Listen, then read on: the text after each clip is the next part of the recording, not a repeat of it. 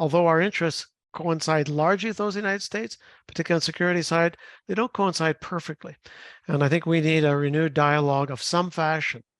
I think Pascale is correct in saying this is not going to be done overnight, but it needs to be gradually rebuilt, if only to talk about problems. I mean, we talk about Blinkenstrip, but the month before that, CIA director was in Beijing. I don't think that he was there to cut ribbons at primary schools.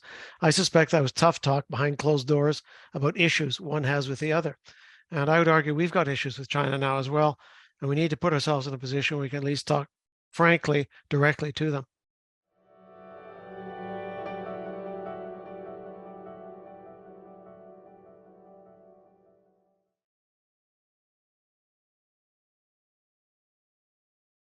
Hello, my name is Diana Fu.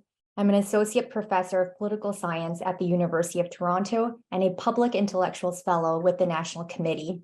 On behalf of the National Committee on U.S. China Relations, I am pleased to be moderating today's discussion on Canada-China relationship.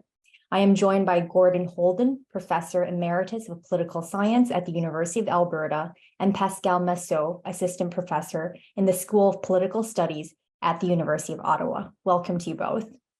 Within the 2 pages covering China, what do you see as the convergences and the divergences in Canada's Indo-Pacific strategy versus the U.S. with regards to its approach to China? Yeah, that's it's a really good question. It's actually more difficult to answer than it would seem on the face of it. But to say one word about the content of the IPS strategy on China, the Canadian one.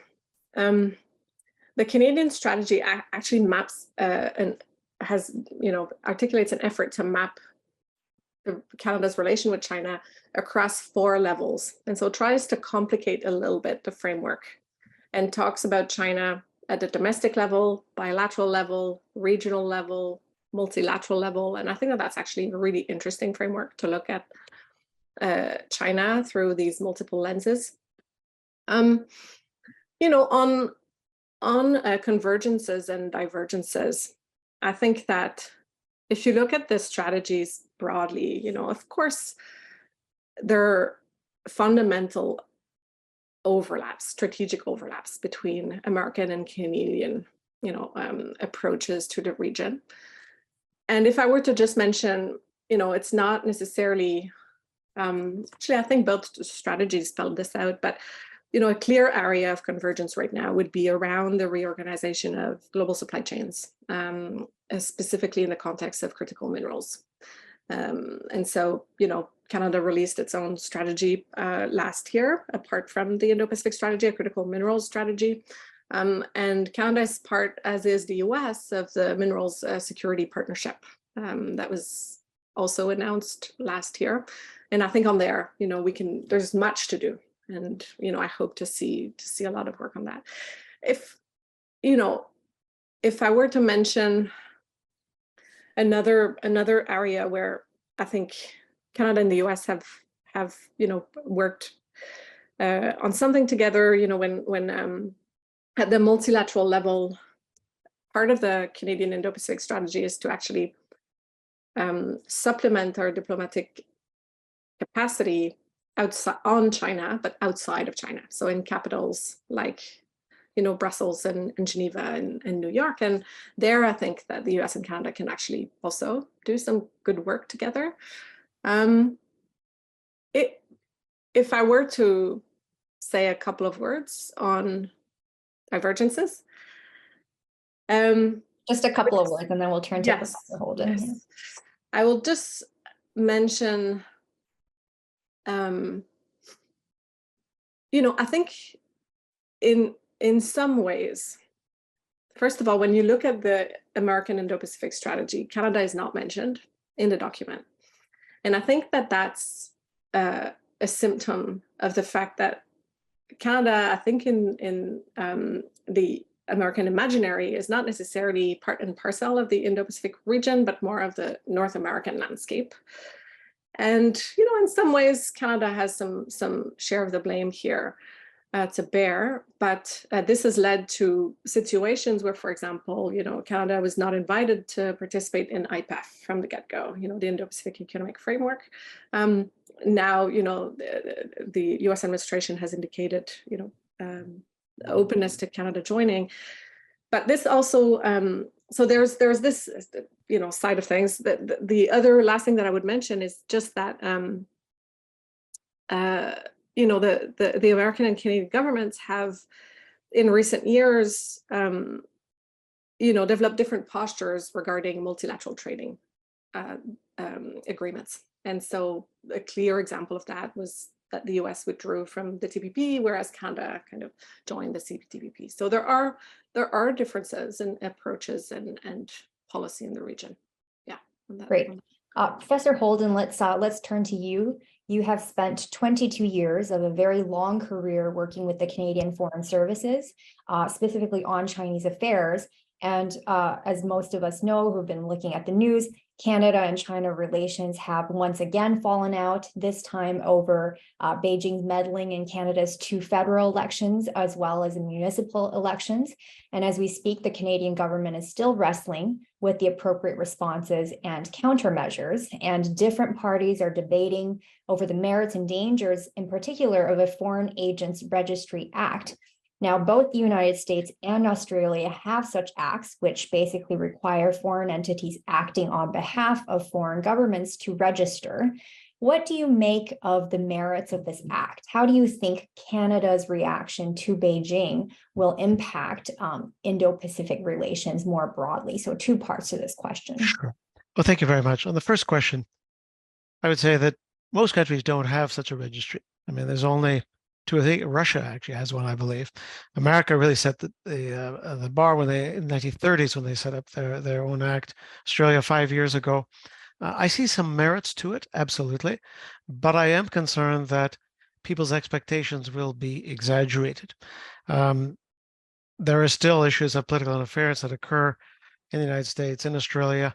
This is one tool to be used. The other thing I would say is that it's really China's driven this. It's not as if folks are worried about France or Dutch or Sri Lankan interference, or it's really driven almost entirely by China. Without China, I know there are concerns about Russia, Iran, etc. Without China, this act would not have been broadly discussed. And I think there is a clear view of government to move forward on this. I think it'll take some time, as all things parliamentary do. But I also know that amongst the Canadian population of those who are Canadians of Chinese heritage, they look at this, many of them look at this somewhat askance. And just as a reference point, I think less than 1% of the US population is Chinese, almost 5% of the Canadian population is Chinese. So it's 5 times the per capita representation of that community. And some in that community, and I've seen lots of written evidence and as well as hearsay, concerned that it is a tool being used and will be used against Chinese in some fashion. They aren't able to enunciate precisely how, but there is that concern. The other thing I would say is I think it's a good thing overall, as long as it's properly drafted and properly implemented. But don't expect that to mean the end of political interference, of course. Just as it hasn't disappeared in Australia or the United States, there are missions, Chinese missions, that will, as is their way, probably continue to seek to alter events domestically. And with this interconnected world, there's lots of things that come directly out of China in terms of media, WeChat, all sorts of ways of maybe not quite as efficiently as using it through others. But I think identifying people who are working behalf of a foreign entity is a good thing. Let's just be careful that we're not using it as a cudgel against law-abiding Canadians who just happen to have friends in China or be of Chinese heritage. That's right.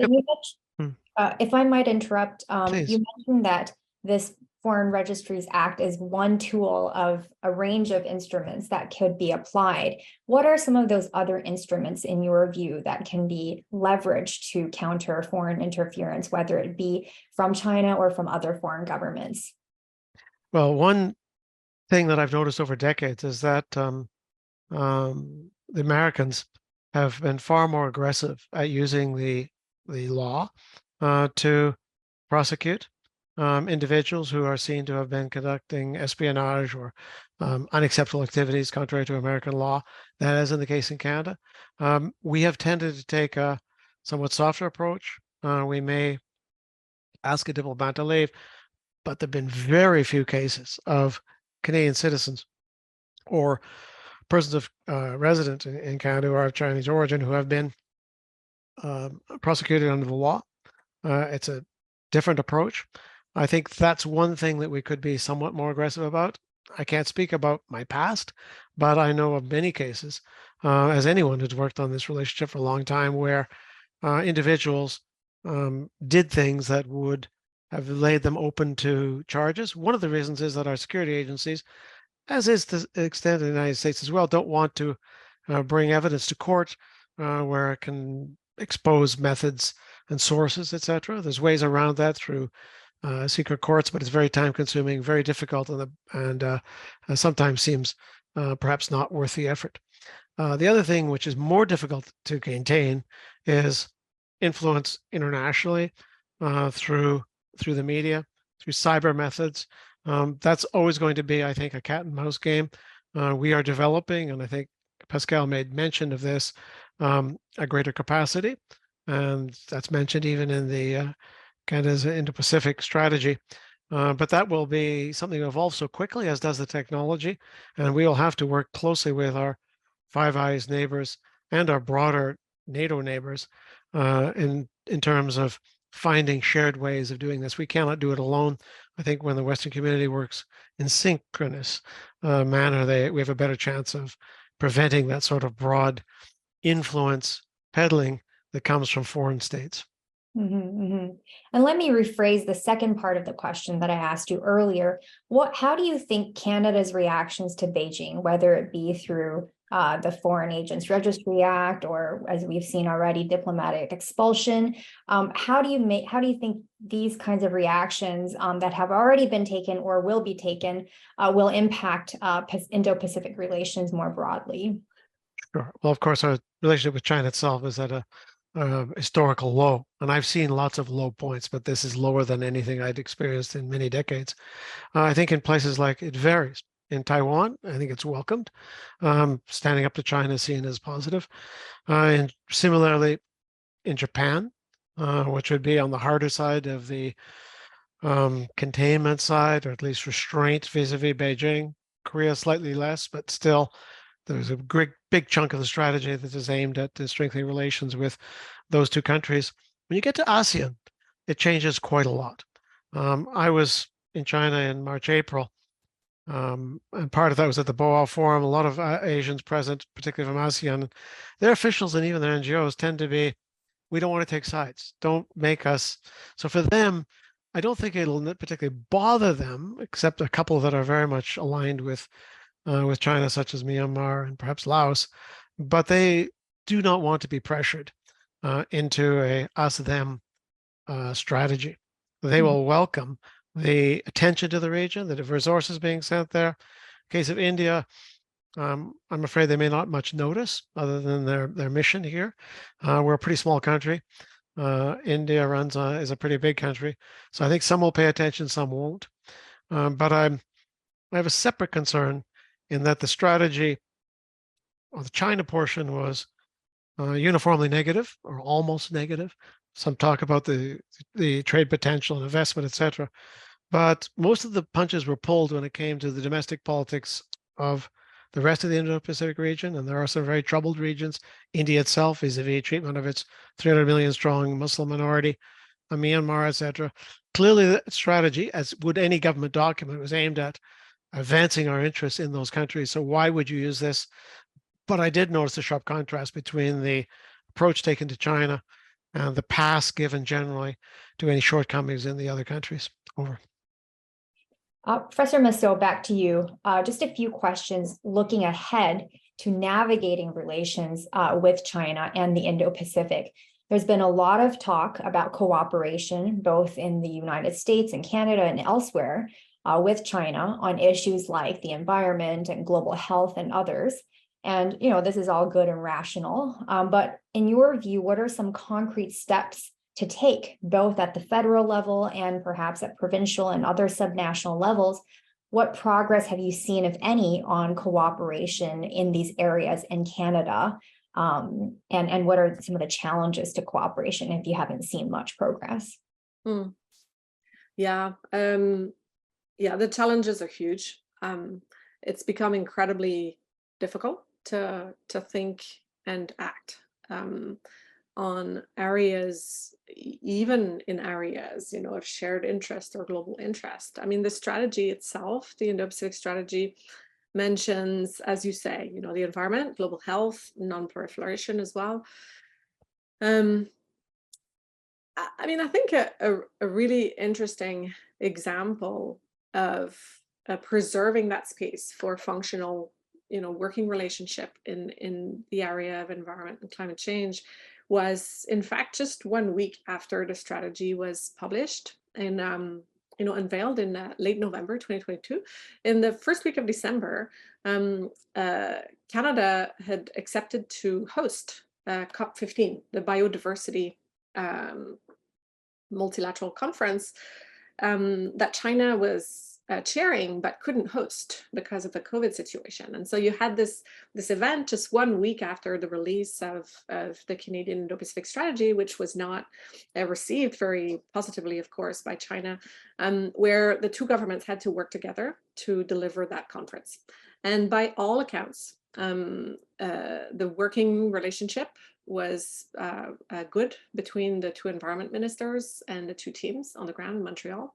And the conference actually led to the Kunming-Montreal Global Biodiversity Framework, which is a really important progress. I think, agreed to conserve upwards of 30% of all oceans and lands, by 2030. So, so we don't talk about this very much, but this showed that it could be done, and arguably that it has to be done. And so, I think we often mention environment and climate change because it's one of the last remaining areas, I think, in the relationship where where trust hasn't been lost.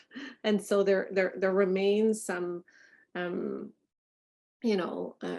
trust capacity, as it were, and good working relationships. And so I think this is pretty important to preserve if we want to get to our 2030, 2050 emission targets. Other areas, in the current global context post-COVID, I think that one clear area where working relationships, this is between Canada, but the rest of the world and China, need to be preserved is clearly the debt relief. So debt restructuring of developing countries. So this is one area where we have no choice, right? We have to figure out how to work with China. So difficult, but necessary in some areas. Yeah, of course. Just a quick follow-up on the environmental front or clean energy or any of these other cooperative fronts. Have you seen, or what kind of measures or cooperations at the subnational level would you like to see, or have you already seen? Yeah, it's a good question, and I don't know that I have a really good answer to that. I think that there was, up till recently, a fair level of enthusiasm at provincial levels to pursue, initiatives with China. The recent years, especially the COVID crisis, has rendered exchanges so much more difficult, just in terms of, physically, going back and forth. And the situation has not improved so much, including because of the flights problem, and so there are, I think, if we are to, at the provincial or subnational levels, going to explore pursuing or pursuing some levels of exchanges. I think that the whole aspect of visas, flights, and the overall atmosphere of the relationship has really slowed this down. So I'm not sure that we're seeing a whole lot of activity right now. Much less, of course, than prior to COVID. Yeah. Mhm. Professor Houlden, one last question. What do you make of Blinken's recent visit with Xi and senior officials in his administration? Some have said that the point of it was really to stabilize U.S. China relations without really moving on any contentious issues like Taiwan or others. And in my opinion, one of the biggest advances was really that the two sides affirmed people-to-people exchanges between the two countries, which hopefully won't be walked back by Biden's comments about Xi subsequently. So how do you see U.S.-China talks, both this one, the ones that have happened previously and the ones that will happen in the future, have any repercussions or meanings for Canada's relationship with China? And I ask this in the context that, Trudeau doesn't have the same face time as Biden has with Xi Jinping. You're muted, Professor Houlden. I was determined not to do that. I guess I would see Blinken's trip really as a portion of and building on what was done in Bali in November between the Chinese and American presidents.